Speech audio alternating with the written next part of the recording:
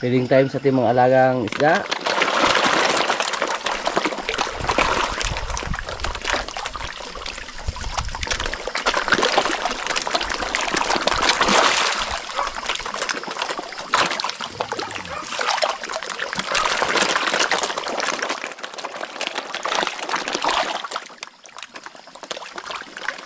Yung mga kuy natin dito, budget lang sa pagkain. Minsan wala, minsan meron.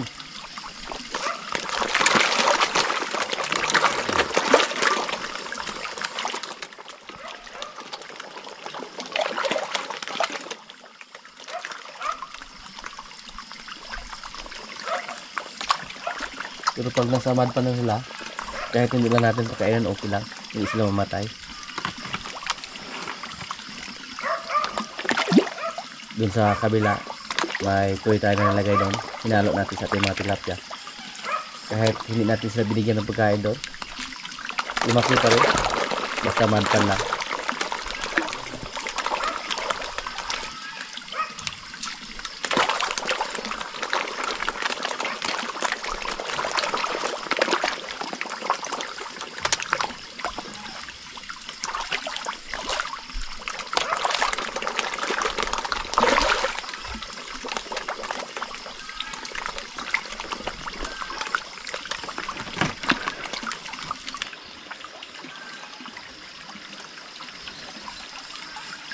Dito po, subukan namin na bawasan ng tubig para malalaman namin kung may mga crayfish pa ba dito na natira. Kasi sa mga nakarang araw po, nakakita ng isang crayfish yung mga kasama natin dito. At doon sila sa kabilang pan nakakita. So sana po hindi nakain ng eel yung mga crayfish na nilagay natin dito. Sana may natira pa. Nabuhayan tayo ng loob nung nakakita yung mga kasama natin ng isang crayfish. So napapasyahan natin na tanggalin muna yung tubig dito para malalaman natin kung may natira ba dyan ng mga crayfish. At ngayon naman, tuloy kami sa aming trabaho dito sa pagkuha ng kumpay para sa ating mga baka. Si Rambo, oh. Si Rambo yung backup ni Kuan dito, ni Palo. Ni puno na Jo, kaya nangusog na Jo.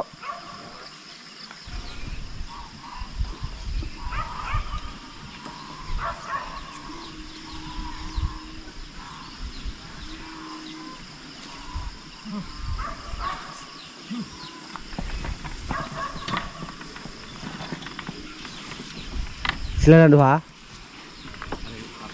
Ah.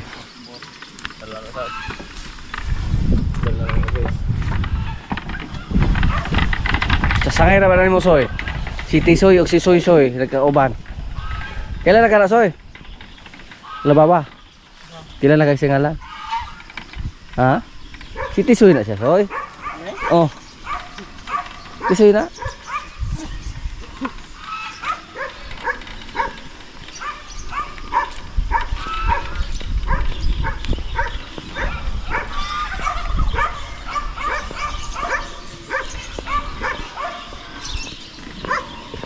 Yung aso natin na si Conor, magkatabi pa sila ni Bingo. Pero yung aso mga kaprobinsya parang tao din. Respetado din si Bingo kay Conor. Hindi niya kuan kinulit.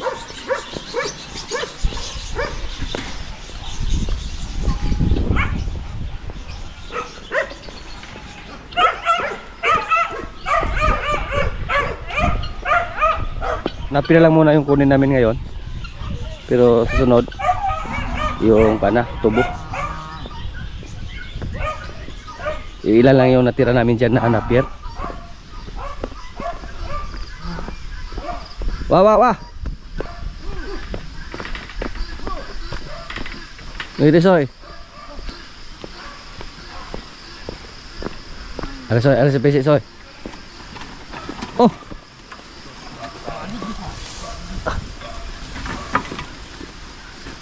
Wah. Dia ada yang lagi Kem. Kaplag na sa balik dalan Kem. Gamak ini ka lagi hapon dia sana. Eh.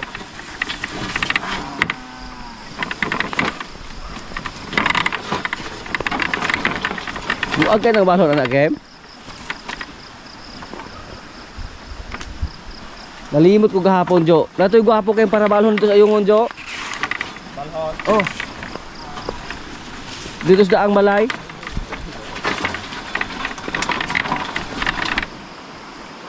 Sige, sige, sige lo.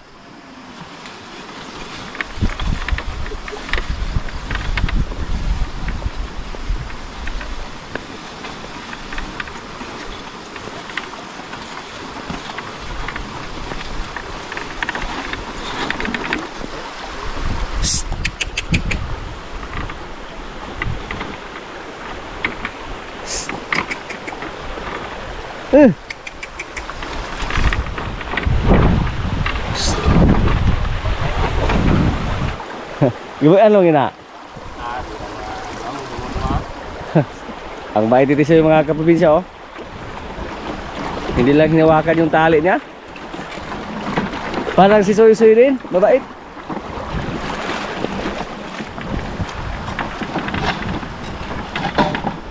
Galing ni Tisoy. Walang nag-drive.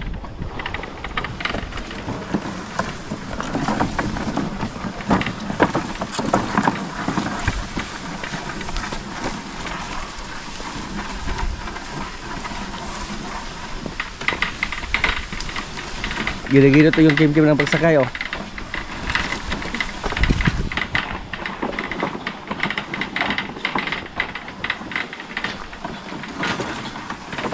Ah, okay na kayo sa.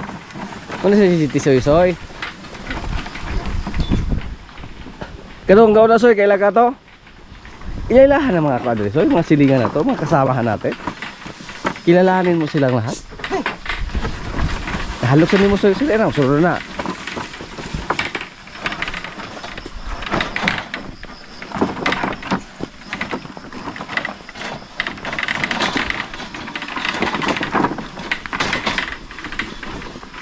Nadalin as down. Binag aso Soy, kaya matumba niya ang PC Soy.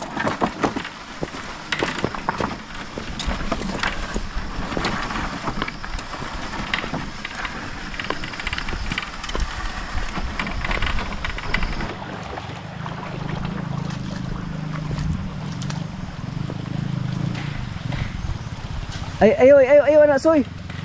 Ayaw sa. Ay, papay ko ano ito ng kuan?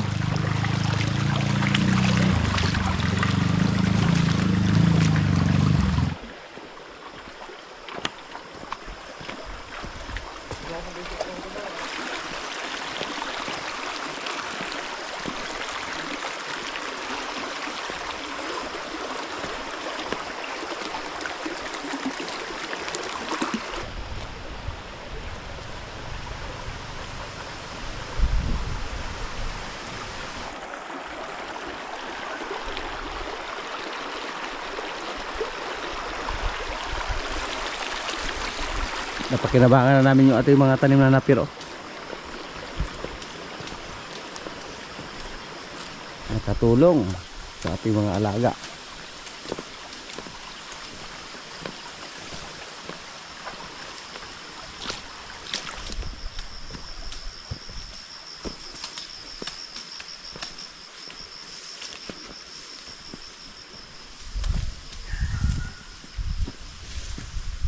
Dito po na-harvest na namin. Pero napakaraming damo lang.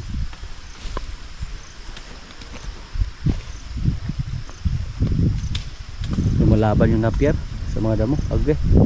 Pumasok si Tisoy sa ating mga tanim na napier. Hindi siya nakontento doon sa mga damo sa labas.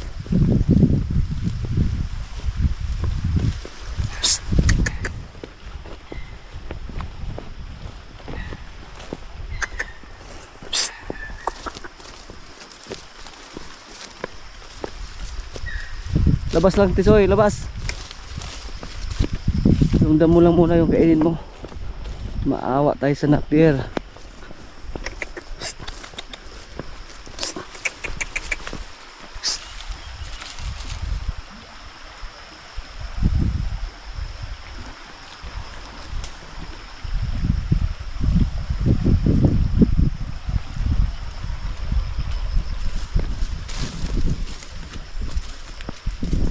Dati po baganti lang to mga kaprobinsya. Dito lang natin pinasol si Maximo, yung kabayo natin. Pero nang wala na si Maximo, tinaniman natin ang napier. At ngayon napakinabangan na natin.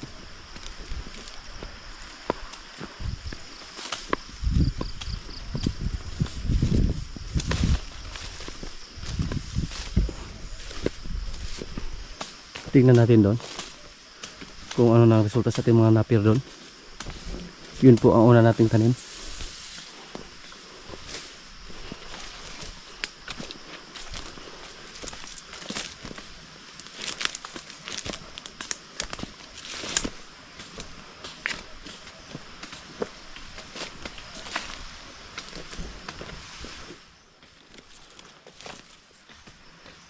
Nalagi kinuha Andes babaw jo. Buro na na. Ilawigan naman ito ko. Ato. Baka iba yung nagkuha ba. Merong hinarbisan ng napier.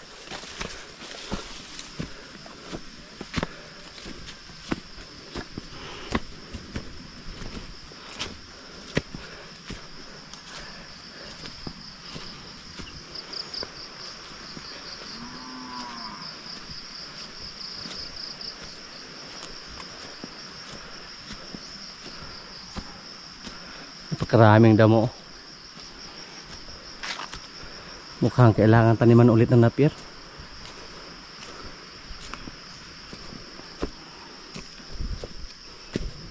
Yan.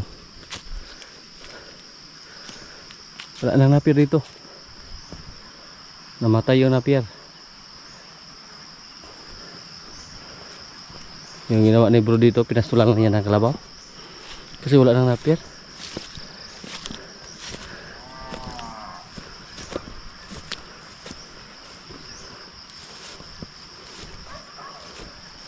Yan po, andito si Jen.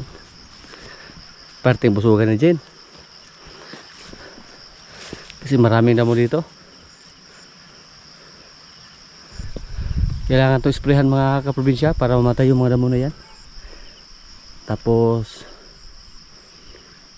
taniman ng napier pag may pangtanim na tayo. Kumusta Jen? Hindi pa nanak si Jen. Jen.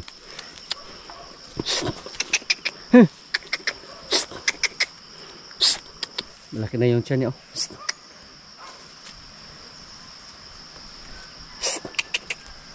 Hinihintay pa namin kung kailan siya manganak. Walang nakakaalam sa amin kung kailan manganak si Jen. Pero masaya po tayo kasi nabuntis siya. Inakala po natin na hindi siya mabuntis kasi ilang beses po natin siya pinakastahan, hindi siya nabuntis nung pinakastahan natin. Pero ang hinala po namin mukhang si Paloy yung nakakasa sa kanya, kaya nabuntis siya.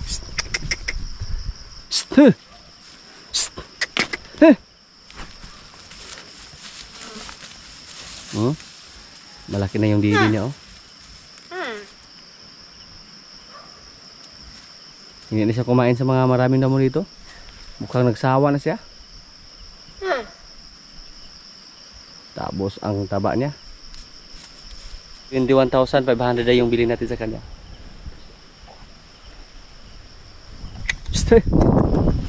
Wow.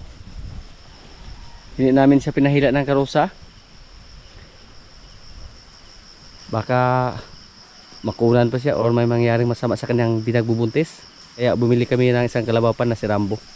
Si Rambo po yung kapalit ni Jen para may backup si Palo sa paghakot ng karusa.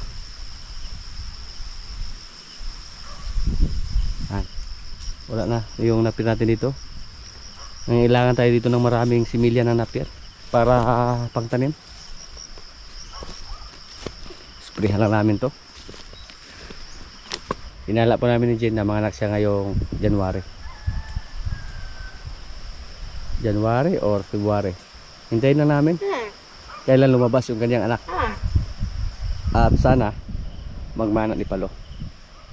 Akala po natin noong una na si Jen nagahila lang sa ating mga karosa dito. Akala natin hindi siya mabuntis.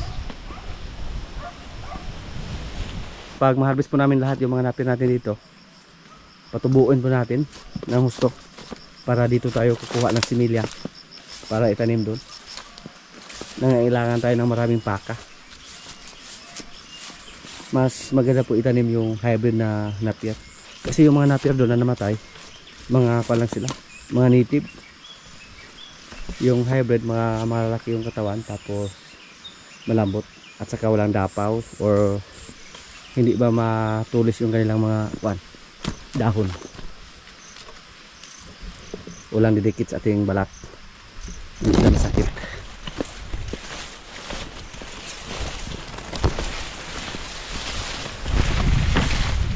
Soy, timo sa binangkal soy. Nagkakaw na binangkal ini ha. Kani dugang ko. Binangkal? Ora yung binangkal sa, mura gito magikon kaniya soy. Po ay lunga.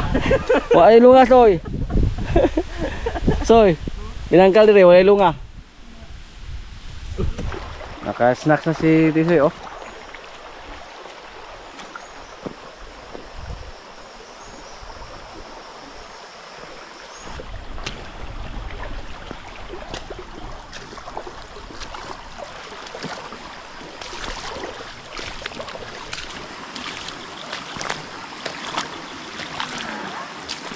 Uy, Mari, asan ka Mari? Kaya kanaghanang tubig adagi laboy-laboyan na mo Mari nya.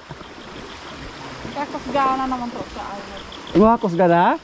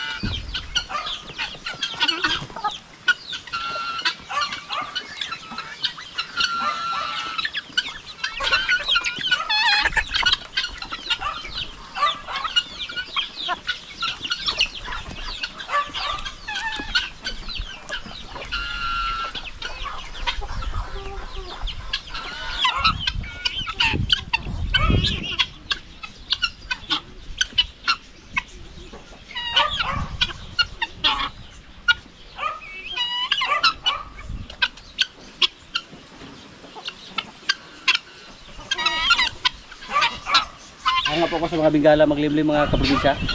Kasi yung itlog nila na doon sa masukal na area. Kahit palagi nabasa ng ulan pero may napisa pa rin. May napisa na anim. Kahit nabasa pa sa ulan. Pero magaling sila maglimlim. O matibay lang siguro yung mga shells nila sa kanilang itlog. Hindi madaling mabasa yung nasa loob. Kasi pinakala po natin na wala nang mapisa sa kanilang mga itlog. Habang naglimlim yung Bingala doon, palaging umuulan. Tingnan natin yung tingpan dito.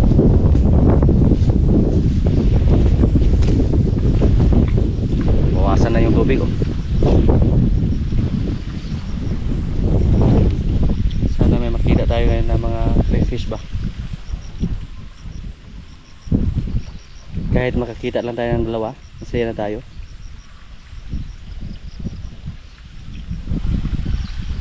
Kagabi po nanguha kami ng tilapia, nangawil kami para pang ulam.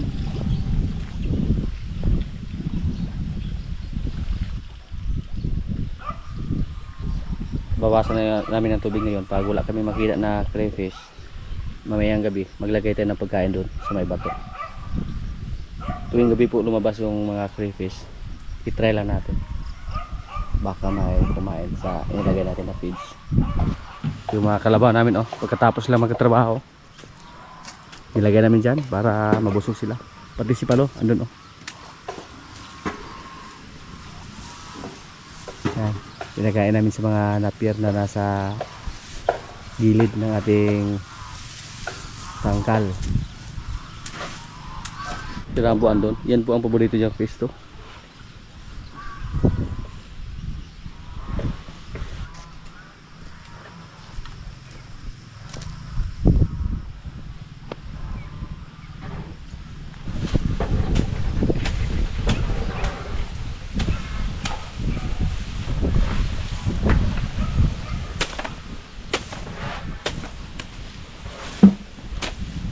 Malakas kumain si Palo ng kwan oh, kupramit.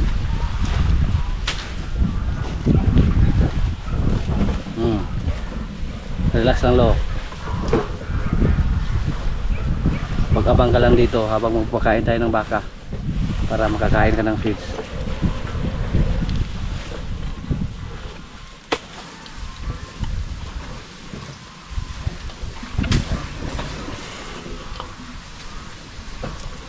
Basta magtrabaho yung mga alaga natin, kailangan na palaging busog para hindi mamayat ng gusto.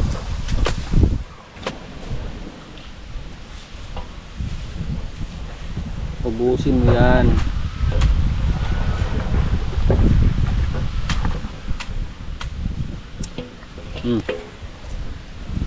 Ayaw panuso ha, panungay ha, baliko ra ba ng sungay nimo.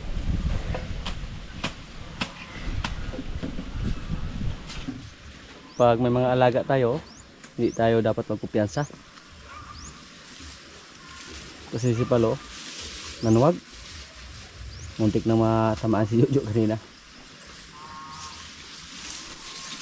Basta bata pa, hindi pa yan masyadong matapang.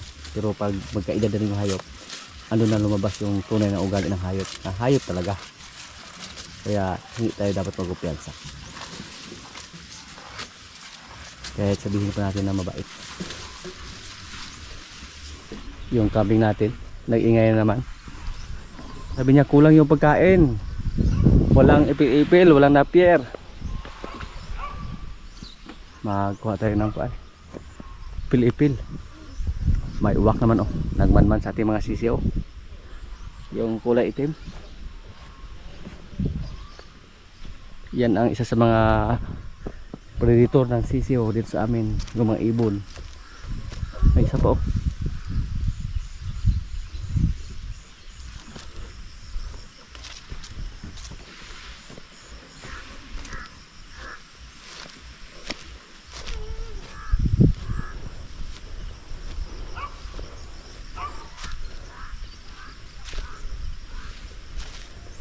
Yak no si uwak.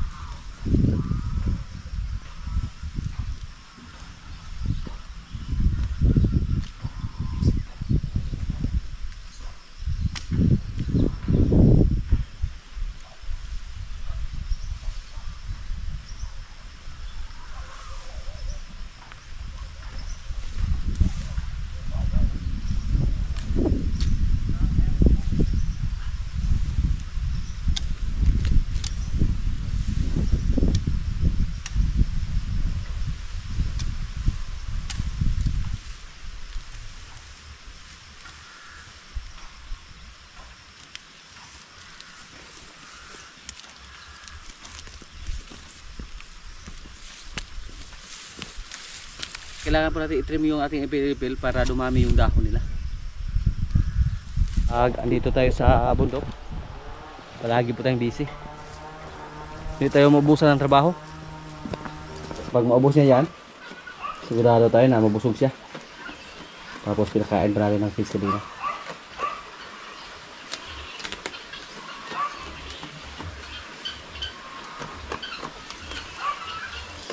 Pag bigyan natin siya ng ipil-ipil mga kaprobinsya or natpir, walang matira.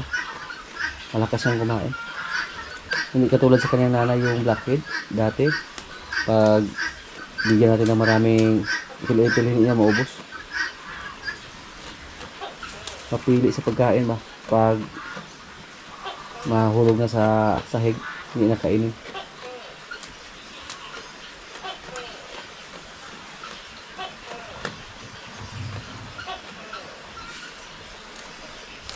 Mga kaprobinsya, kaya na po. Ito yung ulam namin, oh, kalabasa, isda, ay kanin, ay bulad. Lord, maraming salamat sa pagkain. So, kaya na.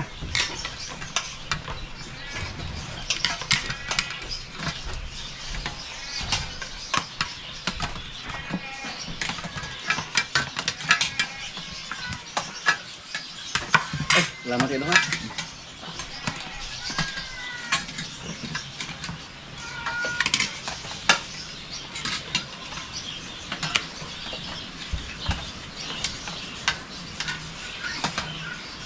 Happy birthday kay Arnel Barry 4. Birthday on November 30. Grace from Geraldine Barry 4 from Rotorua, New Zealand. Sir, happy birthday po.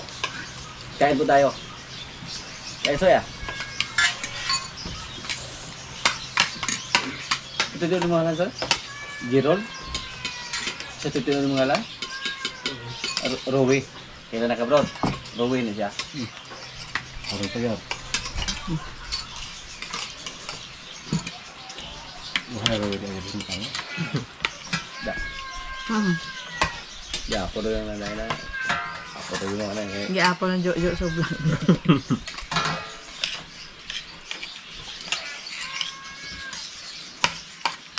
Wala pa si Dodong at si Jumbo. Si Brading nag-enjoy pa sa kanyang bagong motor.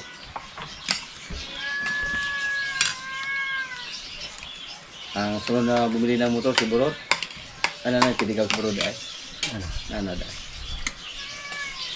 Hindi na kailangan. Hindi po kabalo. Agad. Ang buya ang pundekta. Ibisto po dahil. Ay, Ibisto po dahil. amo. Ikaw na service tayo. Ay magwalay ka sol para drive, no? Oo nga eh. Ang ganyan. Kapag mga motor ka, ano, So, hollow drive? pwede rin.